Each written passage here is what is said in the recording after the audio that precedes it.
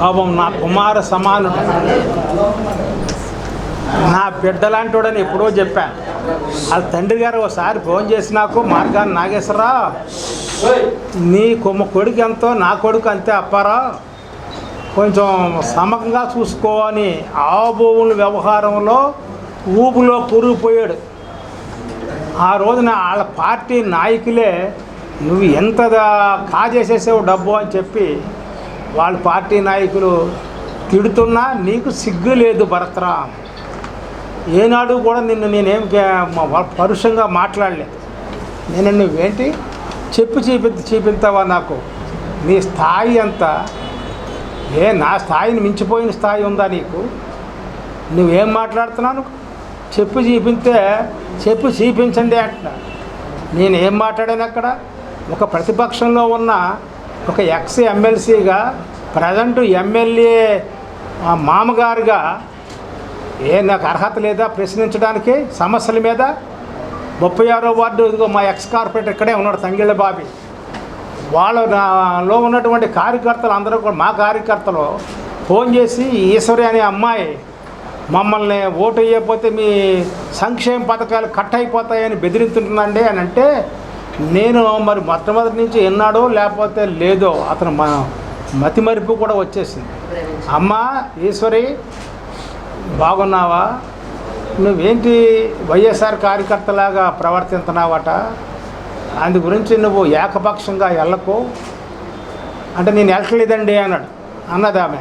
అంటే నువ్వు వెళ్ళకపోతే ఇట్ ఈస్ గుడ్, ఆ మాటలు కూడా వినపడుతున్నాయి అందులో.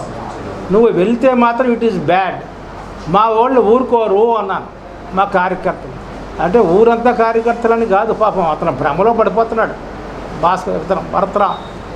ఆ వార్డులో వాళ్ళందరూ మా ఇంటికి వచ్చారు, ఆ అమ్మాయి బిహేవియర్ బాగోలేదండి అని. ఏంటి నువ్వు చెప్పేది? నేనేమనుకుంటున్నాను నువ్వు అంటే అప్పుడు అడిగితే ఇప్పుడు కూడా ఆ అమ్మాయి నేను కనపడి, నాకేం తెలియదండి బాబు, నాకు సంబంధం లేదండి, ఆ వీడియో కూడా అదే వీడియోనో ఆడియో వేస్తారని మేము అనుకోలేదండి అని చెప్తుంది మా కార్పొరేటర్. ఇవన్నీ వదిలేండి, దీన్ని జడిసేదే లేదు. నేను ఇలాంటివి చాలా చూశాను. ఒక ప్రతిపక్ష పార్టీలో ఉండి ప్రజెంట్ ఎమ్మెల్యే మామగా, ఎక్స్ ఎమ్మెల్సీగా నేను అడిగే రైట్ నాకు ఉంది, నేను అడుగుతాను.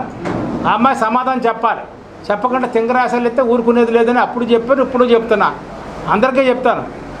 అలాగే మేము ఒకటే చెప్తున్నాం, ఈ వాలంటీర్లందరినీ కూడా 5,000 6,000 జీతంతో మీరు ఏం బతుకుతారు?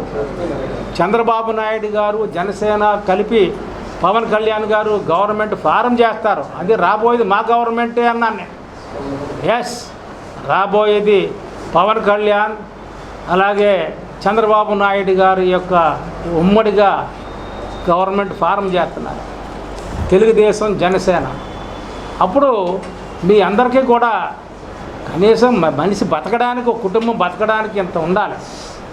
మేము ఎప్పుడు కూడా కౌన్సిల్లో సమాన పనికి సమాన జీతం అని మేము ఆర్గ్యూ చేసేవాడు.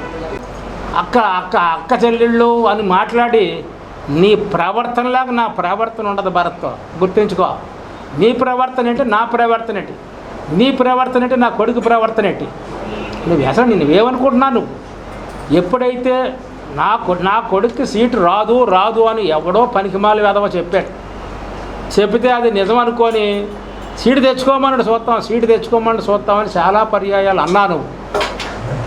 సీటు రావడంతో నీ మతి భ్రమించిపోయి వరుసగా 2-3 రోజులు వేవరింగ్లో ఎవరినెవరినో ఏదో మాట్లాడి నీ యొక్క టెన్షన్ తగ్గించుకోవడం కోసం నిన్న అలా మాట్లాడేస్తే సరిపోతుందేమో అనుకున్నావు. నీకు ఇంకా టెన్షన్ పెరిగిపోయింది భరత్తో. నువ్వేదో అనుకుంటున్నావు. ఇందాక మా సోదరుడు చెప్పాడు, చిన్నప్పుడు నీ తండ్రి నీకు కరెక్ట్గా క్రమశిక్షణ చెప్పలేదు. మా పిల్లల్ని అలా పెంచలేదు మేము. ఆ క్రమశిక్షణగా ఉంటే నువ్వు ఈ విధంగా ప్రవర్తించు. నీ గురించి నాకు నిన్న సాయంత్రం నుంచి ఎంతోమంది పేర్లు కూడా చెప్పమంటే చెప్తాను నేను. వాళ్ళందరూ కూడా ఏంటంటే ఆడికి ఒళ్ళు పొగరెక్కిందా, ఆడ ఆ విధంగా ఈ చెప్పు చూపించడం ఏంటంటే ఈ సంస్కారహీనం ఇది. ఏనాడు ఏ రాజకీయ నాయకులు ఎన్ని తరాల నుంచి చూస్తున్నాం మనం. అతను జడ్పీ చైర్మన్ చేశాడు, ఎమ్మెల్సీ నాతో చేశాడు. ఆ వ్యక్తి పాలకోల్ నుంచి ఫోన్ చేశాడు నాకు.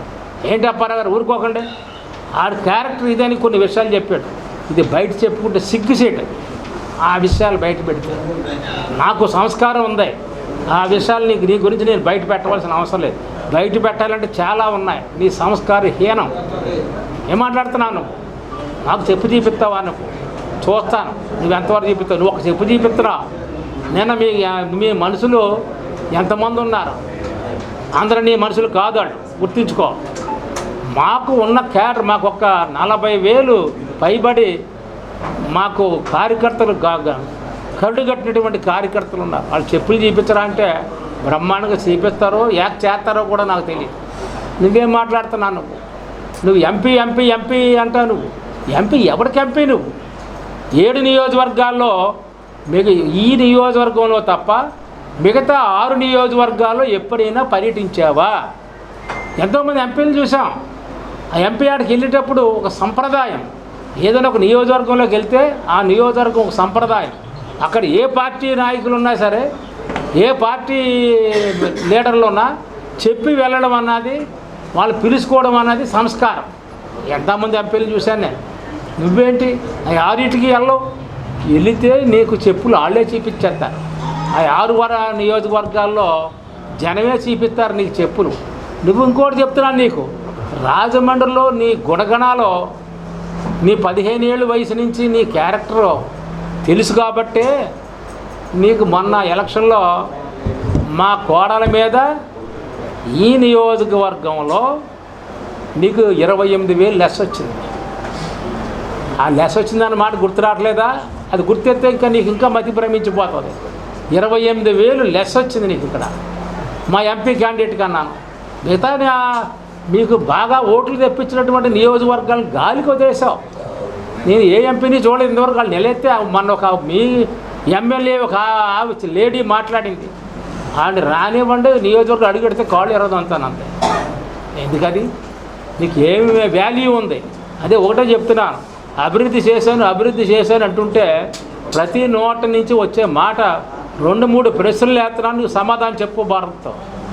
నువ్వు నీ ఎంపీ నిధులు ఏమైనా ఖర్చు పెట్టి అభివృద్ధి చేసావా? నువ్వు సెంట్రల్ గవర్నమెంట్ నుంచి పెద్ద మొనగండి అక్కడ చీఫ్ విప్ని నేను నా పోస్ట్ ఏంటో తెలుసా అని మాట్లాడుతూ ఉంటావు. నువ్వు అలాంటి చీఫ్ విప్పివి ఈవేళ నువ్వు ఏమైనా సెంట్రల్ గవర్నమెంట్ నుంచి ఫండ్స్ తీసుకొచ్చావా? స్టేట్ నుంచి ఏమైనా తీసుకొచ్చావా? 200 కోట్లు తీసుకొచ్చానని గొప్పగా చెప్పిన నువ్వు స్టేట్ నుంచి ఎస్సీ గారిని అడిగితే 18 కోట్లు వచ్చిందన్న. 200కి 18కి చిన్నప్పుడు మీ నాన్న లెక్కలు చెప్పలేదా? 200 18 ఒకలాగే అంతుందా నీకు చెప్పాడు. ఇప్పుడు